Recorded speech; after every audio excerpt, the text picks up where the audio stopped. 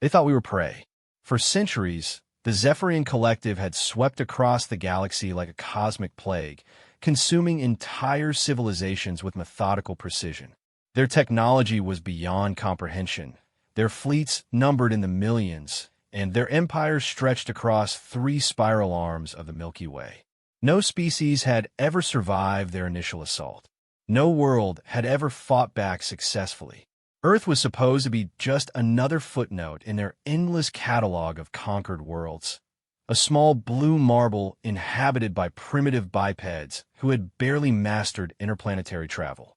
The Collective's advanced scouts reported humans as soft, divided, and technologically inferior. Easy pickings. They were catastrophically wrong. What the aliens didn't understand was that humanity's greatest strength had never been our technology or our unity. It was something far more dangerous, something that couldn't be measured by their sensors or quantified in their databases. Our absolute, uncompromising refusal to go quietly into extinction. When the first collective ships darkened Earth's skies, they expected surrender within hours. Instead, they found themselves facing a species that treated impossible odds not as a death sentence, but as a challenge.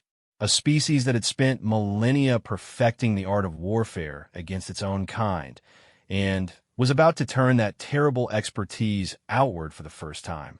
The Zephyrian Collective was about to learn why humans had a saying, "You can't kill what won't die." This is the story of how Earth's children taught the galaxy that some prey bites back. The morning started like any other Tuesday on Earth. Coffee machines hummed in kitchens from New York to Tokyo. Children waited for school buses, and morning commuters cursed at traffic jams that seemed eternal. Dr. Sarachon was reviewing satellite data at the Arecibo Observatory Successor Facility in Puerto Rico when her screen began displaying readings that made her blood run cold. "This can't be right," she whispered, adjusting her glasses and running the scan again. The electromagnetic signatures were off the charts. Massive objects moving at impossible speeds, decelerating from near-light velocity as they approached the outer solar system. Within an hour, every major space agency on Earth was in emergency session. The objects were confirmed. 47 massive vessels, each one roughly the size of Manhattan, arranged in perfect formation and heading directly for Earth. Humanity was about to have its first contact with alien life, and it wasn't going to be peaceful.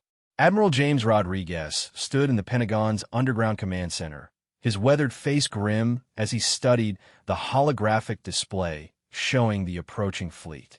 Around him, generals and officials from every major nation huddled in heated discussion, their voices creating a chaos of languages and panic. "How long do we have?" President Martinez asked, her voice steady despite the magnitude of what they were facing. "Based on their current trajectory and deceleration pattern, approximately 18 hours until they reach Earth's orbit," Rodriguez replied. "Our deep space telescopes show they're slowing down, which suggests they plan to stop, not just destroy us from a distance."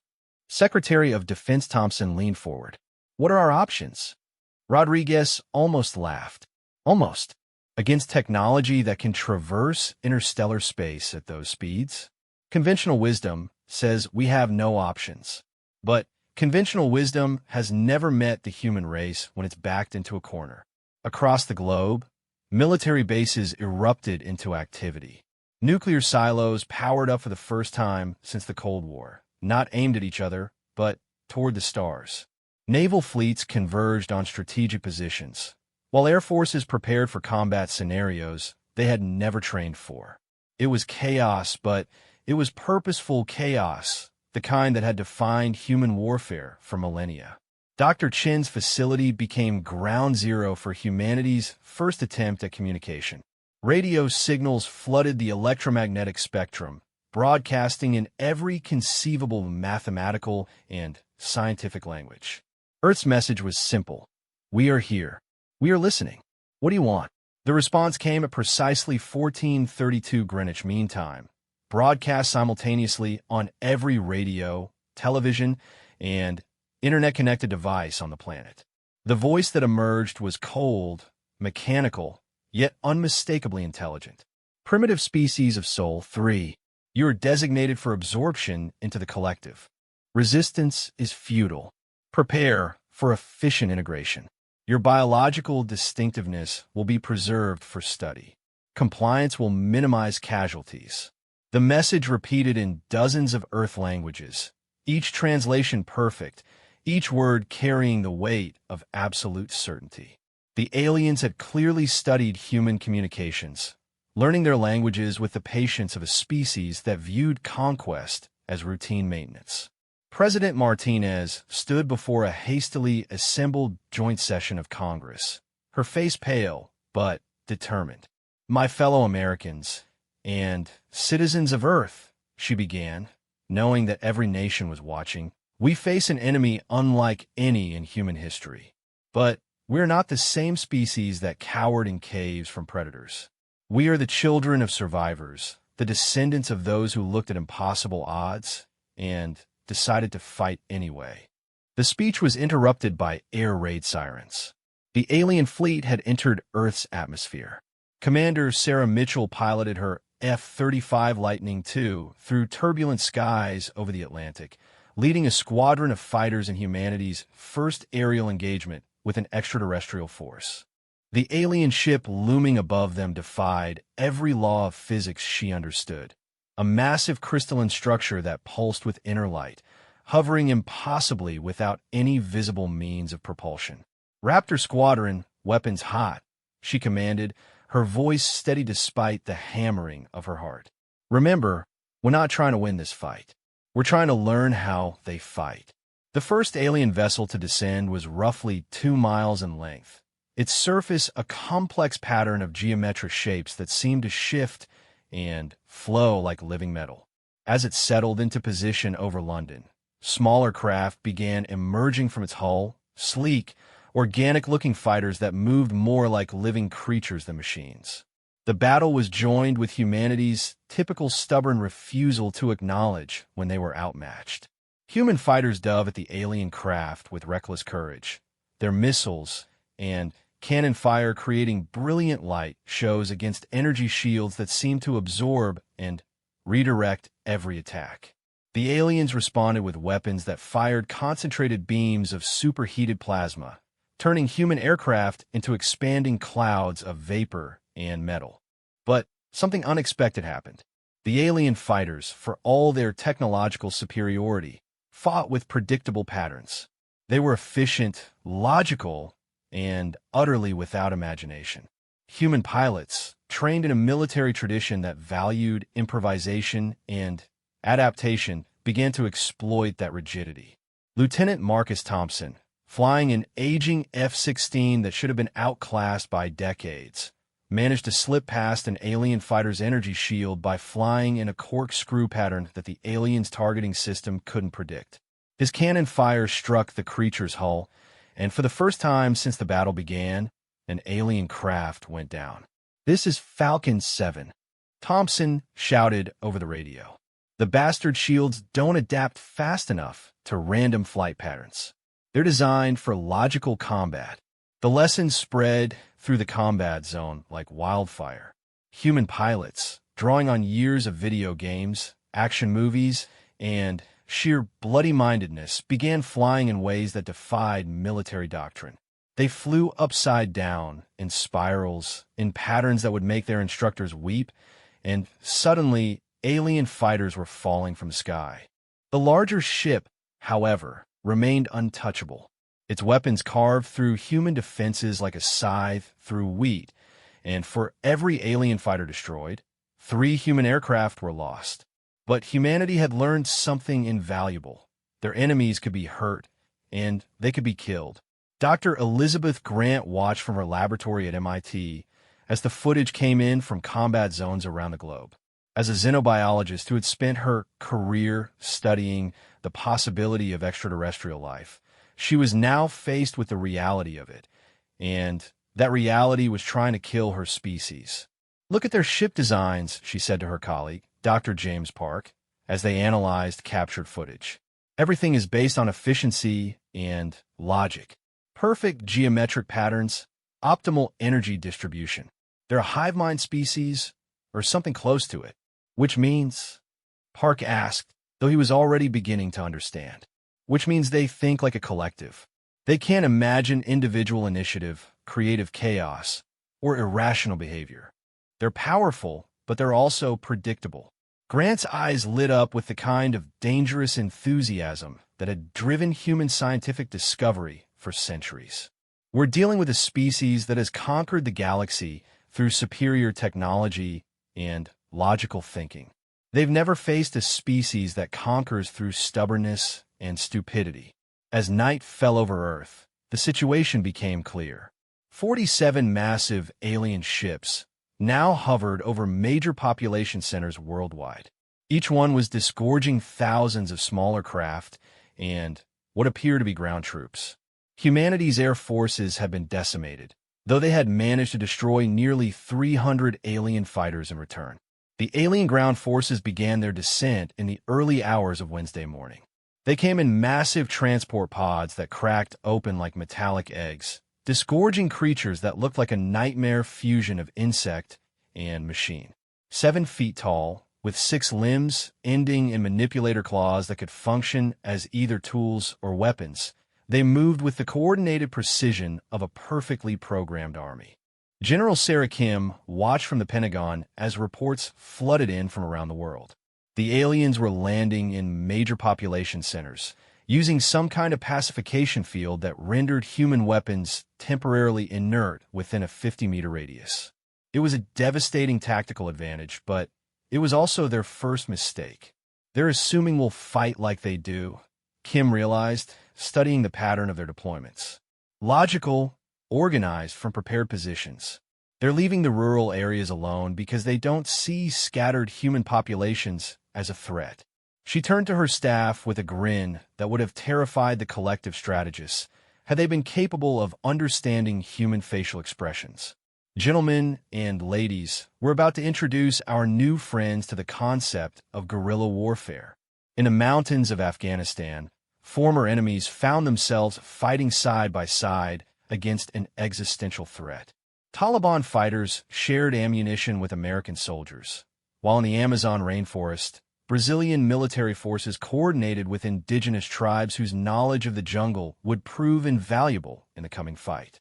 The aliens had made their second mistake. They had assumed that human resistance would be centralized and easy to decapitate. Instead, they found themselves facing a species that had spent its entire evolutionary history learning to survive against impossible odds, and that had elevated warfare against superior enemies to an art form. As the first day of the invasion drew to a close, the collective's commanders aboard their flagship began to realize that this conquest was not proceeding according to their projections. Their casualties were higher than expected. Human resistance was more creative than their models had predicted, and, most disturbing of all, the humans showed no signs of surrender despite being hopelessly outgunned. High above Earth's surface, Fleet Commander Zex 9 studied the tactical displays with growing confusion. His species had conquered over 2,000 worlds, absorbing their populations and technologies into the collective with methodical efficiency.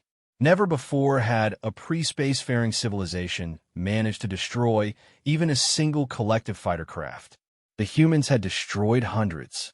Analysis, he commanded, his synthetic voice carrying through the ship's neural network.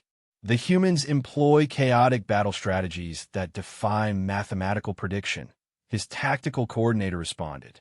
Their individual units act independently, often in direct contradiction to optimal efficiency. This randomness makes their behavior impossible to model accurately. Zex 9 considered this. Chaos was inefficient. Chaos was wasteful. But apparently, chaos was also effective against collective tactical systems designed to counter logical opponents. Increase pacification field strength, he commanded. On the ground, Master Sergeant Rodriguez crouched in the ruins of downtown Los Angeles, watching a collective patrol move through the streets with mechanical precision. His squad of Marines was armed with weapons that couldn't penetrate alien armor and facing enemies whose technology was centuries beyond human understanding. He should have been terrified. Instead, he was angry. "Listen up," he whispered to his squad. "These things think they can just walk into our house and take what they want. I've got news for them. Humans don't share well." The squad spread out, moving through rubble and abandoned cars with the fluid efficiency of predators who had evolved on a world where everything wanted to kill them. They had no energy weapons, no force fields, no faster-than-light technology. What they had was something the collective had never encountered in their centuries of conquest: the absolute conviction that some things were worth dying for. The aliens were about to discover that conquering humanity was going to be significantly more complicated than their projections had indicated. They had superior technology, overwhelming firepower, and perfect tactical coordination. Humanity had something else entirely: the kind of stubborn, creative, and utterly unreasonable determination that had carried their species from caves to the stars, and that would not be extinguished by anything short of the total annihilation of every last human being. The collective was about to learn the difference between conquest and extermination, and why humanity had spent millennia perfecting the art of making that distinction as expensive as possible. The third day of the invasion found humanity doing what it had always done when faced with an existential threat: adapting with terrifying speed. In hidden bunkers beneath major cities, in mountain caves, and in the depths of abandoned subway systems, humans were learning to fight a war unlike any in their history. Dr. Chun had relocated her operation to an underground facility in Colorado, where she worked alongside military cryptographers and computer scientists to decode collective communications. The aliens used a quantum encrypted frequency that should have been impossible to crack, but human programmers had always excelled at doing the impossible when properly motivated. "Their communications are completely logical," Dr. Park reported, studying the intercepted transmissions. "No redundancy, no emotional content, no slang or colloquialisms. It's like listening to computers talk to each other." Which gives us an advantage, Chun realized. If their communications are perfectly logical, they're also perfectly predictable.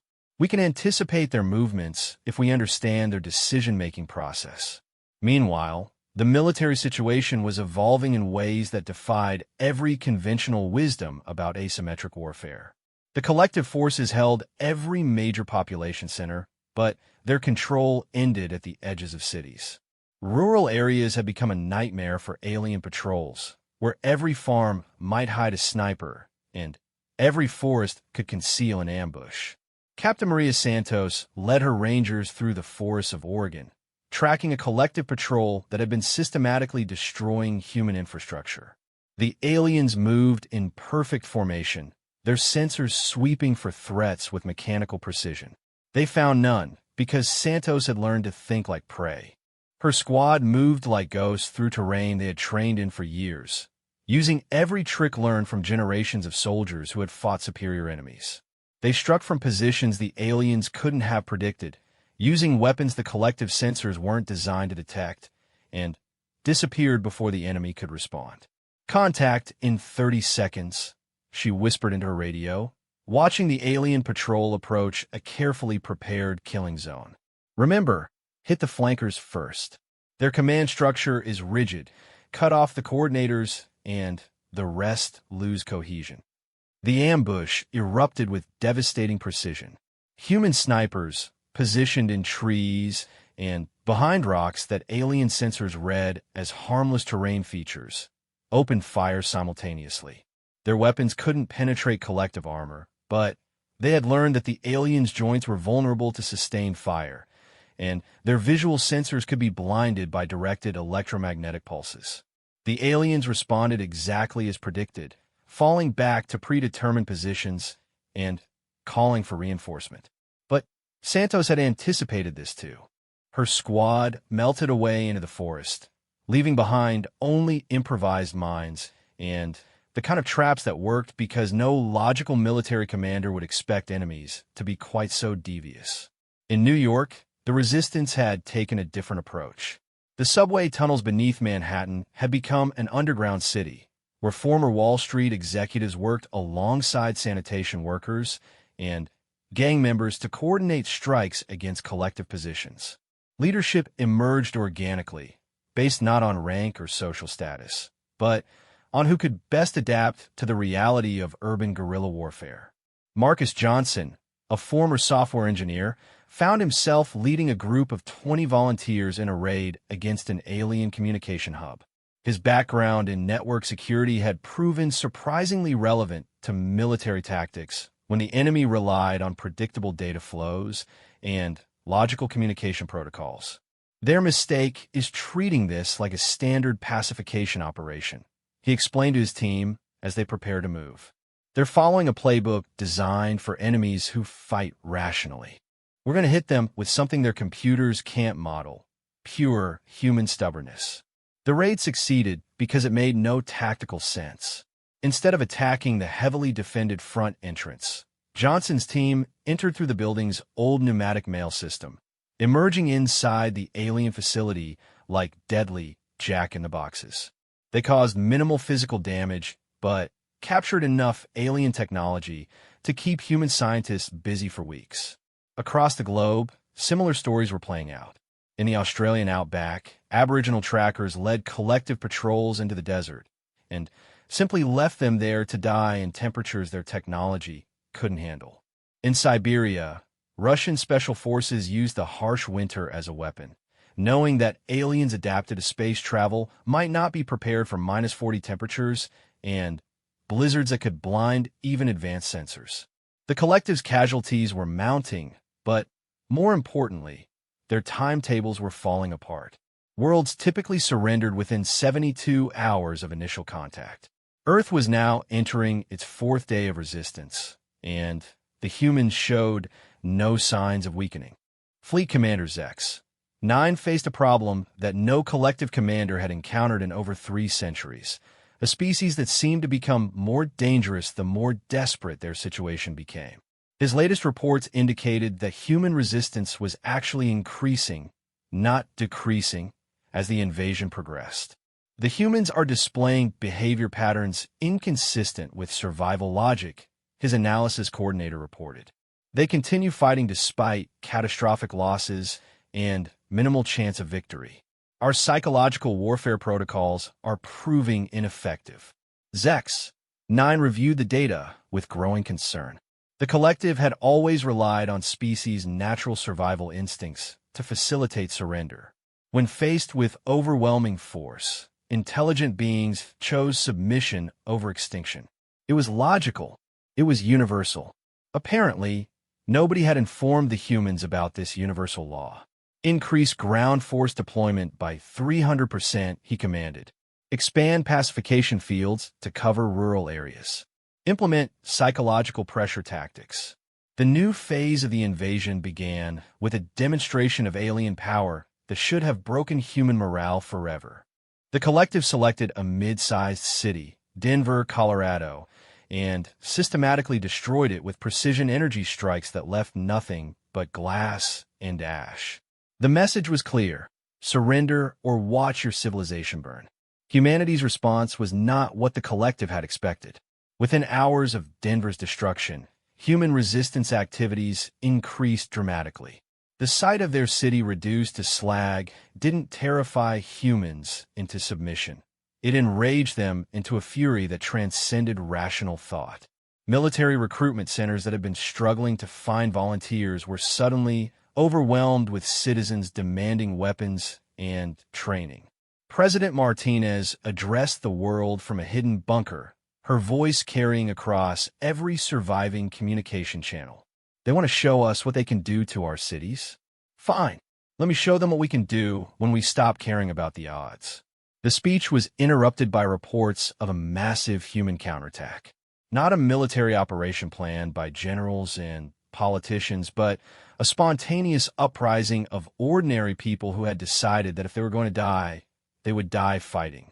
In downtown Chicago, office workers armed with improvised weapons charged alien positions alongside police officers and National Guard units. They had no hope of victory, no plan beyond causing as much damage as possible before they died. The aliens cut them down by the hundreds, but for every human who fell, two more seemed to take their place. The collective forces, designed for efficient suppression of logical resistance, found themselves facing enemies who actively sought out hopeless battles. Their tactical computers began generating error messages as they tried to model human behavior that made no mathematical sense. Dr. Grant had established a research facility in an abandoned salt mine in Kansas, where she worked with captured alien technology to understand their biological and technological weaknesses. What she discovered would change the entire nature of the war. They're not really individuals, she explained to the assembled team of scientists and military advisors. They're nodes in a collective consciousness, like cells in a body. Each one can function independently, but they're designed to work as part of a larger organism. Which means? General Kim asked. Which means they have no experience with true individual initiative. They can adapt to new tactics, but only if those tactics follow logical patterns they can analyze and counter. But human tactics don't follow logical patterns because humans don't think like a collective. Grant pulled up a holographic display showing the structure of collective neural networks. Look at this. Their decision-making process is based on consensus algorithms designed for perfect efficiency. But efficiency isn't the same thing as effectiveness, especially when your enemy refuses to behave efficiently. The implications were staggering. The collective's greatest strength, their perfect coordination and logical thinking, was also their greatest weakness when facing an enemy that thrived on chaos and individual initiative. We need to be more human, Kim realized. Not better humans. More human. More chaotic. More irrational. More unpredictable. This insight led to a fundamental shift in human resistance strategy. Instead of trying to fight like a proper military, human forces began embracing every aspect of their species' chaotic nature. Units were encouraged to ignore orders if they had better ideas. Individual soldiers were given broad objectives and told to accomplish them however they thought best. The results were immediate and dramatic. Collective forces, designed to counter organized military opposition, found themselves fighting an enemy that seemed to have no organization at all. Every human unit behaved differently. Every encounter followed different rules. Every battle was a unique puzzle that couldn't be solved with standard algorithms.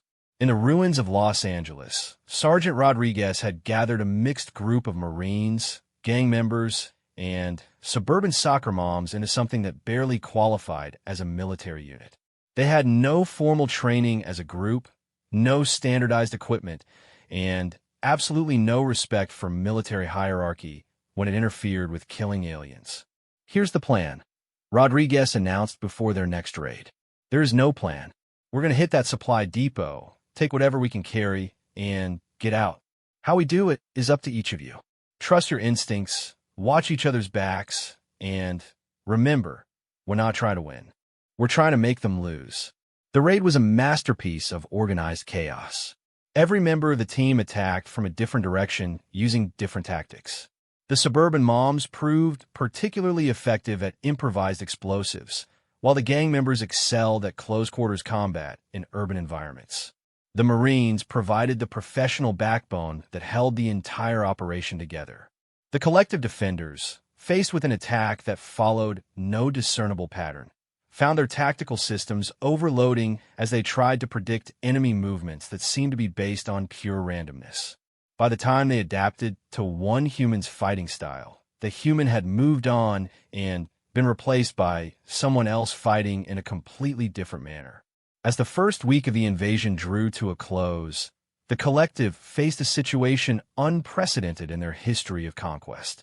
Not only were the humans still fighting, they were actually getting better at it. More importantly, they showed absolutely no signs of considering surrender an option. Fleet Commander Zex 9 reviewed the casualty reports with something approaching disbelief. The collective had lost over 5,000 ground units and nearly 1,000 aircraft. These were not catastrophic losses in absolute terms, but they represented more casualties than the collective typically suffered during the conquest of an entire star system. Request additional fleet support, he commanded. This operation requires more resources than initially projected. The response from Collective Command was swift and unambiguous. No additional forces were available. The Collective was engaged in campaigns across multiple sectors, and the Earth operation had been allocated resources appropriate for a routine pacification mission. Zex 9 was on his own, facing an enemy that had somehow turned a hopeless last stand into an effective resistance campaign. For the first time in collective history, a pre-spacefaring civilization was not only surviving their initial assault, but actually adapting to it. On Earth, humanity prepared for the next phase of what they had already begun calling the Long War. They had learned that they could hurt their enemies, and they had learned that alien technology could be captured and reverse-engineered. Most importantly, they had learned that the Collective, for all their technological superiority, were not invincible. The real war was just beginning, and humanity intended to fight it with every ounce of creative violence their species could muster. They would learn to use alien weapons against their creators. They would adapt alien technology to human needs, and they would teach the Collective the most dangerous lesson in the universe: that sometimes the prey decides to become the predator. The galaxy's most successful conquerors were about to discover that they had picked a fight with the wrong species. Earth's children were coming for them, and they were bringing 4 billion years of evolutionary stubbornness to the party. 3 months into the invasion, the war had evolved into something neither side had anticipated. What should have been a swift conquest had become a grinding war of attrition, and the Collective was beginning to understand that they had fundamentally misunderstood their enemy. Dr. Grant's research facility had expanded into a massive underground complex, where captured alien technology was being reverse-engineered with the kind of desperate brilliance that only emerged when extinction was the alternative to innovation. Human scientists, working with salvaged Collective equipment, had made breakthroughs that should have taken decades. The beauty of their technology is its modularity, Grant explained to the assembled team of engineers and physicists. Everything is designed to interface with everything else. It's like they built their entire civilization around plug-and-play compatibility. Dr. James Wong, a quantum physicist who had been working on alien power systems, looked up from a collective energy cell with exhausted triumph. We've cracked their power source. It's a contained quantum field that taps into zero-point energy. We can't build it yet, but we can modify it. Modify it how? Asked Colonel Sarah Mitchell, who had been grounded when her F-35 was destroyed but had found new purpose as a liaison between the scientific and military communities. Wong grinned with the expression of someone who had just discovered a particularly elegant solution to an impossible problem. We can make it unstable, very unstable. Each one of these power cells can be turned into a bomb equivalent to about 50 tons of TNT. The implications were staggering. Every piece of collective equipment captured could be turned into a devastating weapon. More importantly, humans were beginning to understand the fundamental principles behind alien technology, which meant they could start building their own versions. The first human-built energy weapons emerged from workshops hidden in abandoned factories and university laboratories. They were crude, inefficient, and prone to catastrophic failure, but they could penetrate collective armor. For the first time since the invasion began, human soldiers could kill alien troops with something other than luck and improvised tactics. Master Sergeant Rodriguez field-tested the first prototype energy rifle in a raid against a collective supply depot outside Phoenix. The weapon was cobbled together from alien components and human engineering, held together with military-grade duct tape, and the kind of desperate ingenuity that characterized all human technology. Remember, he told his squad, this thing is basically a controlled explosion that fires energy instead of bullets. It might kill the target or might kill you. Use it accordingly.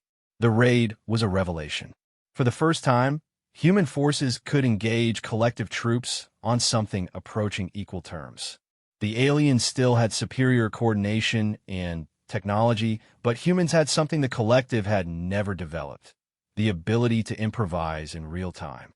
The battle lasted 4 hours and ended with the collective depot completely destroyed and its defenders eliminated. Rodriguez's squad had suffered 2 casualties compared to the collective's total loss of 37 units. The tactical balance was beginning to shift. News of the successful raid spread through human resistance networks with the speed of hope itself. Within weeks, every major resistance cell was requesting shipments of the new weapons. Human engineers, working in conditions that would have horrified peacetime safety inspectors, began mass-producing energy weapons with the efficiency that had once built Liberty ships. The collective response was swift and predictable. Unable to comprehend how a pre-spacefaring civilization could be reverse-engineering their technology so quickly, they assumed the humans must be receiving assistance from another spacefaring species. Collective intelligence began searching for evidence of external intervention. They found none, because there was none. What they had encountered was something their databases contained no reference for: a species that treated impossible technological challenges as engineering puzzles to be solved through creative application of violence and stubbornness. Fleet Commander Zex 9 studied the tactical displays with growing confusion. Human forces were now fielding weapons that shouldn't have existed, using tactics that violated every principle of logical warfare, and displaying a coordination that seemed to emerge from chaos itself. Analysis of human technological advancement rate, he commanded. Impossible to model accurately, his technical coordinator responded. Human innovation appears to accelerate under pressure in ways that contradict standard technological development curves. They're achieving in months what should require decades. Zex 9 considered this. The collective's conquest model was based on technological superiority and the assumption that pre-spacefaring civilizations couldn't adapt quickly enough to pose a threat. Humanity was invalidating that assumption on a daily basis. Implement Phase 3 protocols, he commanded. Full orbital bombardment of remaining population centers. End this resistance permanently. But Phase 3 protocols required authorization from Collective Command, and Collective Command was beginning to view the Earth operation as a costly mistake that was tying up resources needed elsewhere. The request for orbital bombardment was denied. Zex 9 found himself trapped in a strategic nightmare. He couldn't withdraw without admitting failure, couldn't escalate without authorization, and couldn't maintain the status quo without accepting casualties that would eventually cripple his force. On Earth, humanity had begun to sense that the tide was turning. 6 months of desperate fighting had transformed human society in ways that would have taken centuries under normal circumstances. Traditional divisions of nationality, race, and ideology had been replaced by a simple binary: human versus alien. President Martinez, operating from a command center built in an abandoned copper mine in Montana, addressed the world's surviving population. We are no longer fighting for our countries or our ideologies. We are fighting for the right of humanity to exist as a free species. And we are winning. The claim wasn't hyperbole. Human forces were now winning more engagements than they lost. Alien casualties were mounting faster than they could be replaced, while human recruitment was limited only by the availability of weapons and training. Dr. Chen's communication interception efforts had evolved into something approaching telepathy. Human cryptographers, working with captured collective neural interface technology, had learned to not just decode alien communications, but to understand the thought patterns behind them. They're becoming afraid, Chen reported to the Joint Command Staff. Not individual fear. They don't seem capable of that, but collective anxiety about mission failure. Their confidence in inevitable victory is breaking down. General Kim studied the intelligence reports with satisfaction. Fear makes enemies predictable. If they're afraid of losing, they'll start making desperate moves to ensure victory. She was right. Collective forces began abandoning their methodical approach in favor of increasingly aggressive tactics designed to break human morale through overwhelming force. They launched massive assaults against human strongholds, throwing their technological superiority against entrenched defenders who had learned to turn every building into a fortress and every street into a killing ground. The Battle of Chicago became the turning point of the entire war. Collective forces, frustrated by months of ineffective siege tactics, launched a direct assault against the city's underground resistance network. They expected to crush human morale by demonstrating their ability to penetrate any defense. Instead, they walked into the most elaborate trap in human military history.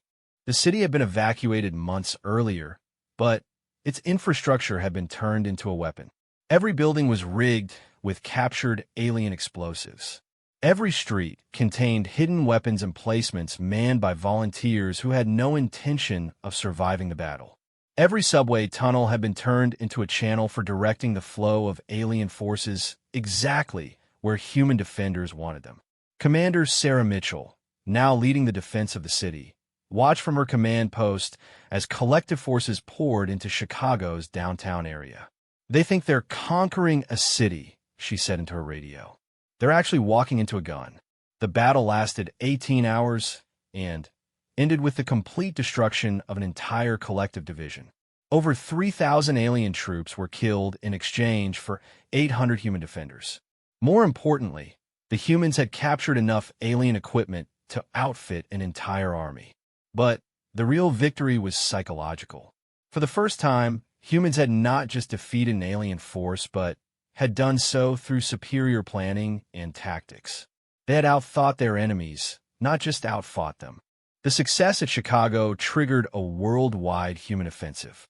Resistance cells that had been operating defensively for months suddenly went on the attack, striking at collective positions with coordinated precision that surprised even their own commanders.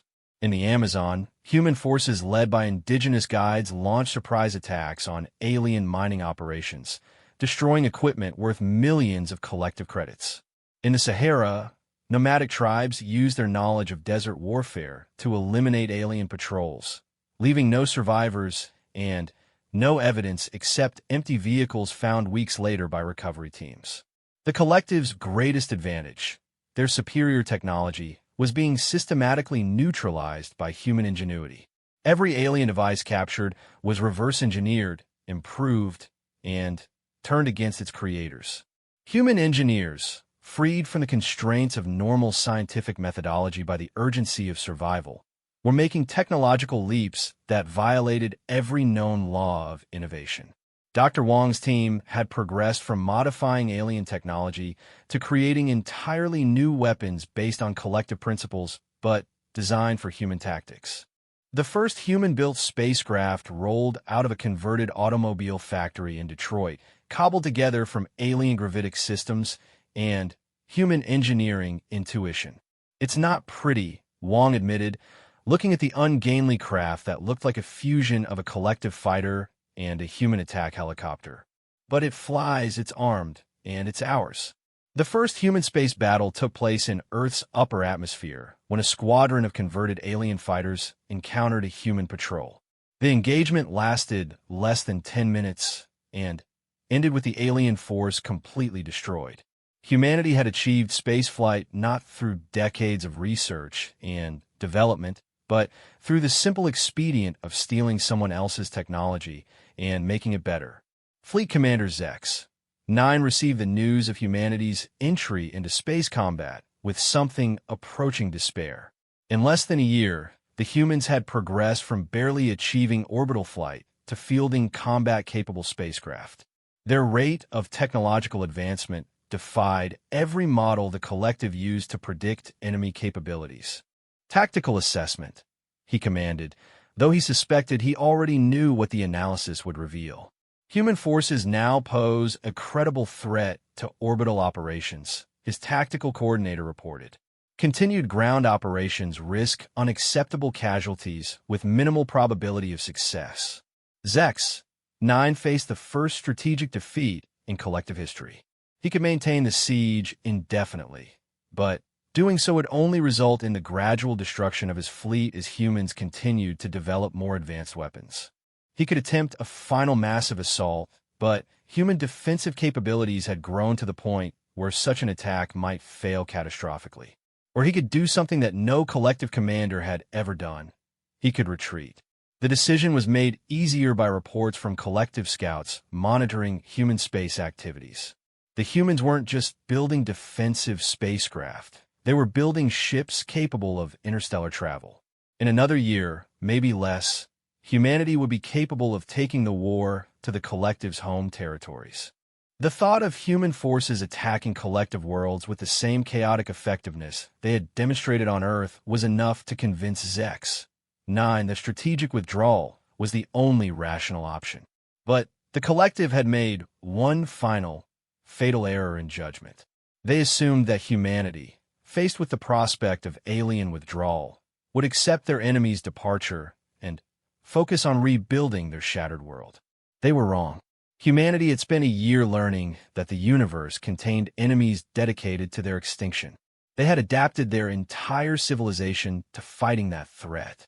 They had unified their species around the single principle of survival against impossible odds. And they had learned to like winning. When collective forces began their withdrawal from Earth, they found human spacecraft pursuing them with the relentless determination of predators who had finally caught the scent of wounded prey.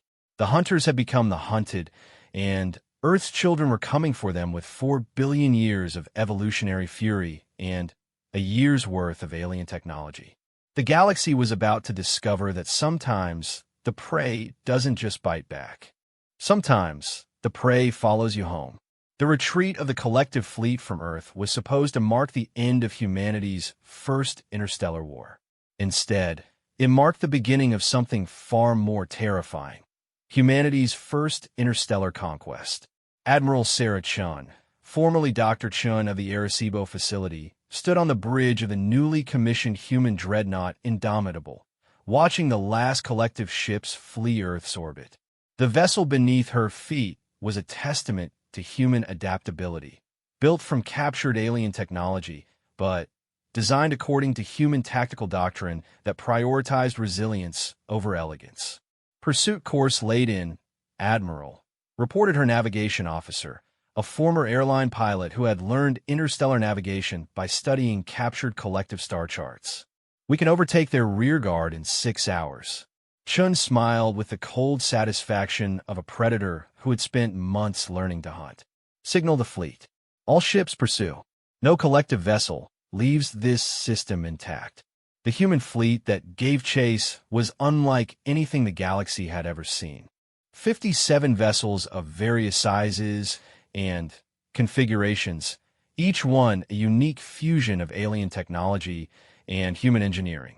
They looked like the products of a civilization that had learned spacecraft design from studying wreckage and had built their fleet in shipyards that doubled as salvage operations. The collective rearguard, confident in their technological superiority, turned to engage what they assumed would be an easy victory against primitive human vessels. They were catastrophically wrong. The first human ship to engage was the destroyer Relentless, commanded by Captain Rodriguez, formerly a master sergeant who had proven that tactical brilliance was more important than formal naval training. His ship was barely half the size of the collective cruiser he faced, but it was crewed by humans who had spent a year learning to fight impossible battles. "Remember the lessons of ground combat," Rodriguez announced to his crew over the internal communication system. "They expect us to fight logically. Instead, we're going to fight like humans." The Relentless attacked in a spiral pattern that made no tactical sense, using random course changes that prevented the alien ship from predicting its movement.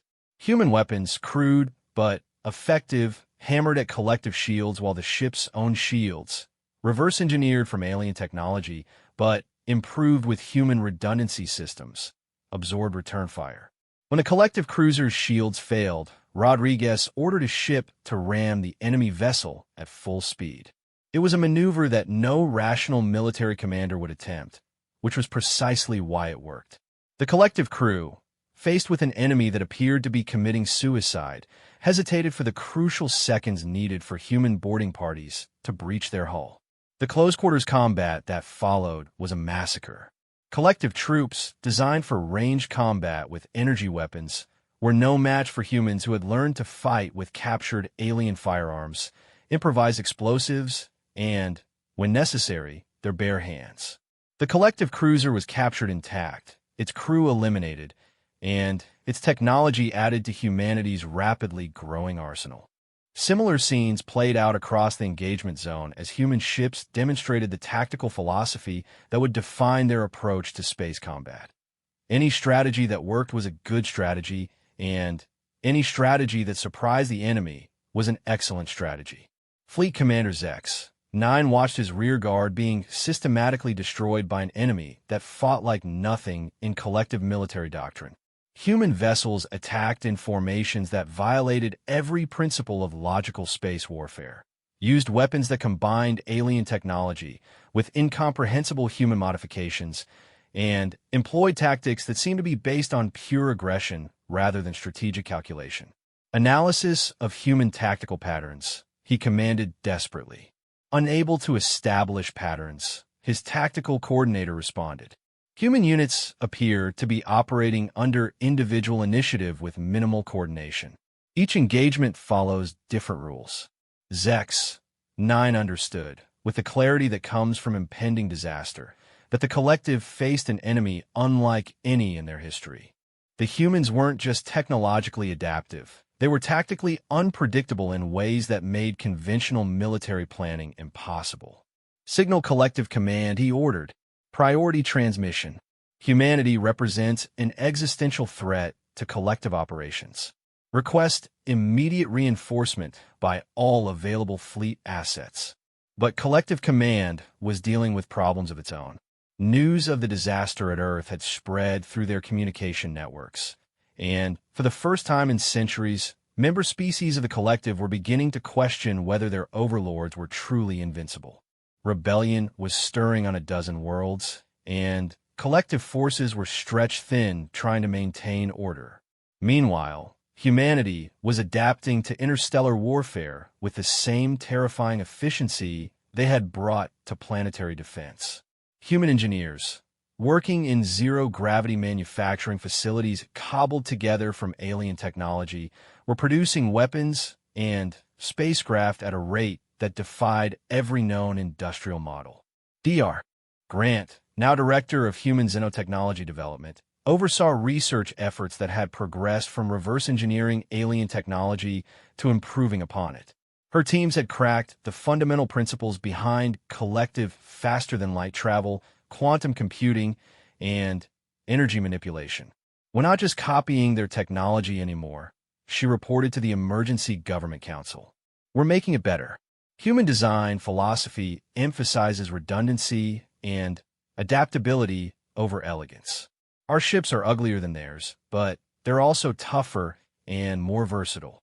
The truth of her statement was being demonstrated throughout human space as the first generation of purely human-designed spacecraft rolled out of orbital shipyards.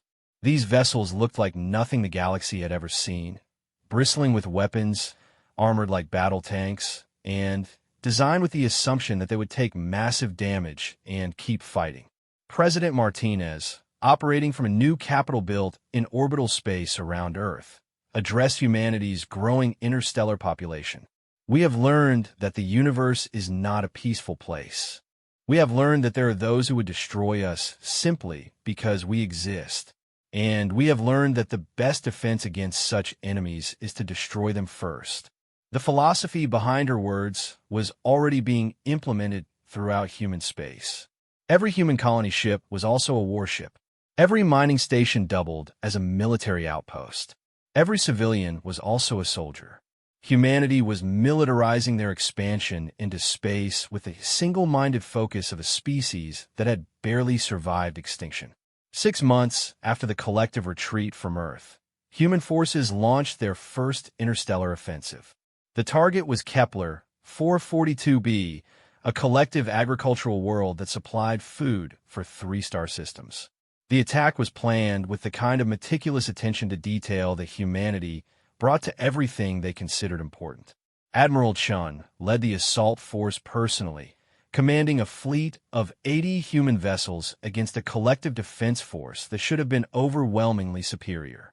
The battle lasted 3 days and ended with the complete destruction of collective forces and the liberation of Kepler 442b's oppressed population.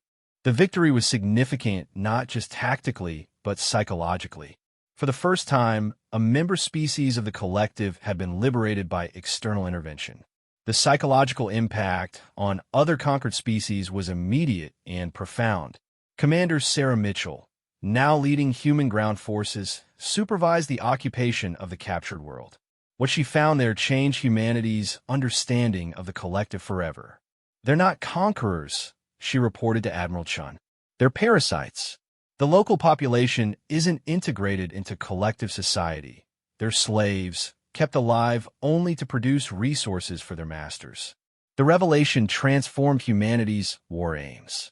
This wasn't just about defense anymore. This was about liberation.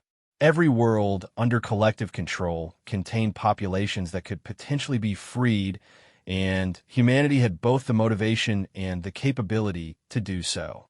The Kepler 442b liberation triggered a cascade of rebellion throughout collective space. Species that had been subjugated for centuries suddenly found themselves with allies who possessed both the technology and the will to fight their oppressors. Human weapons and tactical advisors began appearing on resistance-held worlds throughout 3-star systems. Fleet Commander Zex 9, now commanding a defense force, tried to hold the core collective systems against human assault, faced strategic problems that no collective commander had ever encountered. Not only were the humans attacking with growing fleets of increasingly sophisticated warships, but their very presence was inspiring rebellion among conquered species throughout collective space. "Situation report," he commanded, though he already knew the news would be catastrophic. 17 systems in open rebellion, his intelligence coordinator reported. Human forces confirmed in 11 systems. Collective authority is collapsing across the entire outer spiral arm. Zex 9 analyzed the data with growing despair. The collective had built their empire on the assumption that conquered species would remain passive and that superior technology would guarantee military victory. Humanity had invalidated both assumptions. The humans fought with a combination of technological sophistication and tactical creativity that made them nearly impossible to defeat in conventional warfare. More importantly, they treated liberation of oppressed populations as a strategic objective rather than a side effect of conquest. "Recommend immediate negotiation for ceasefire," his strategic coordinator suggested. "Negative," Zex 9 responded.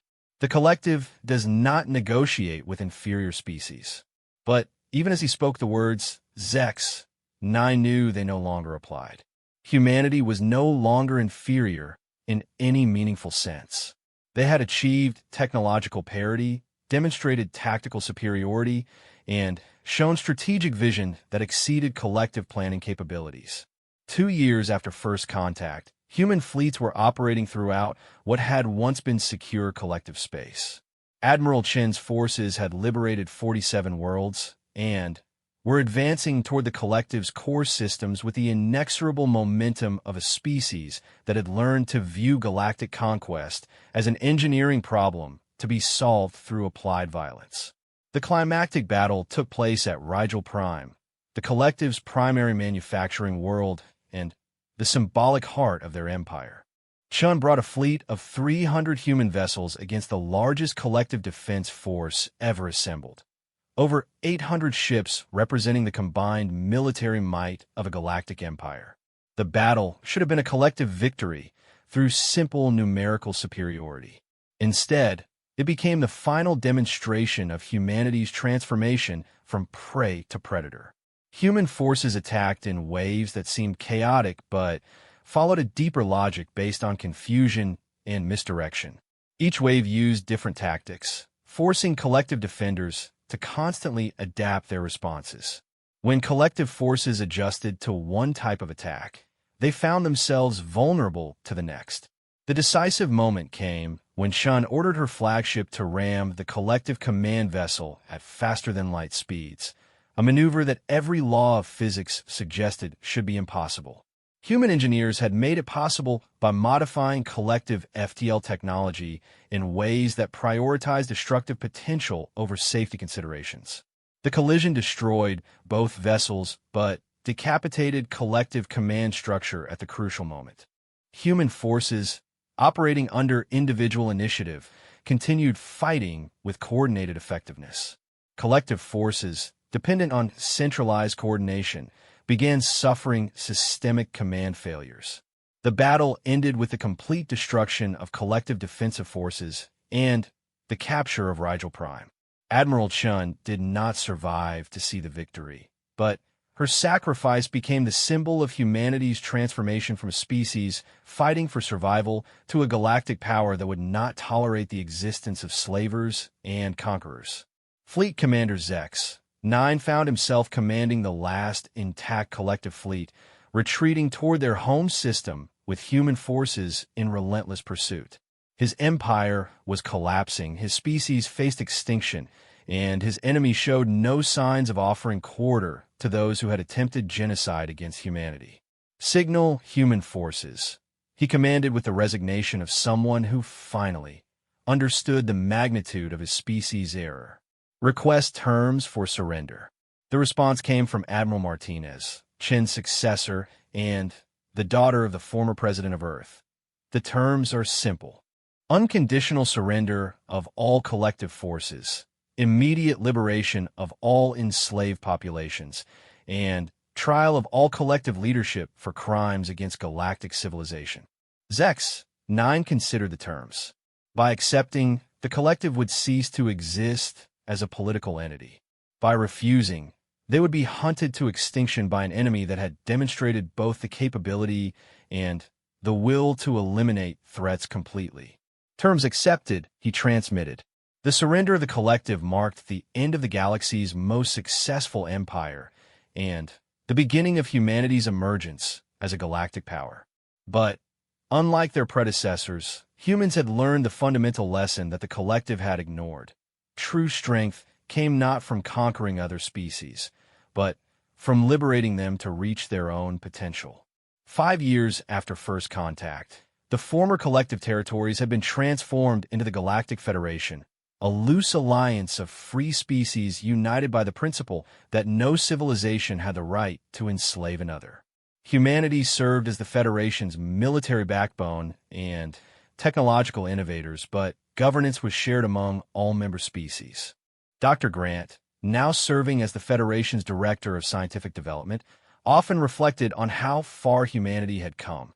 "We were supposed to be just another conquered species," she told her mixed-species research team. "Instead, we became the species that ended conquest as a viable strategy for galactic expansion." Earth itself had been transformed from a single world into the heart of a growing interstellar civilization. Human colonies spread throughout the galaxy, each one serving as both the center of human culture and a beacon of freedom for oppressed populations. The final irony was that humanity had achieved through liberation what the collective had failed to achieve through conquest: true galactic unity. Species that had been enemies under collective rule worked together as equals in the Federation, united by shared values rather than imposed dominance. Commander Rodriguez, now an aging veteran serving as the Federation's military advisor, summarized humanity's journey in words that would be remembered throughout galactic history. "They thought we were prey. They were wrong. We were predators who had simply never learned to hunt in space. They gave us a reason to learn, and we learned very well indeed." The galaxy would never again underestimate the small blue world that had turned the art of warfare into the science of liberation. Humanity had not merely survived their first contact with hostile aliens. They had evolved into something far more dangerous than any conqueror, a species dedicated to ensuring that no other people would ever face the choice between slavery and extinction. The stars belonged to the free, and humanity would make sure it stayed that way.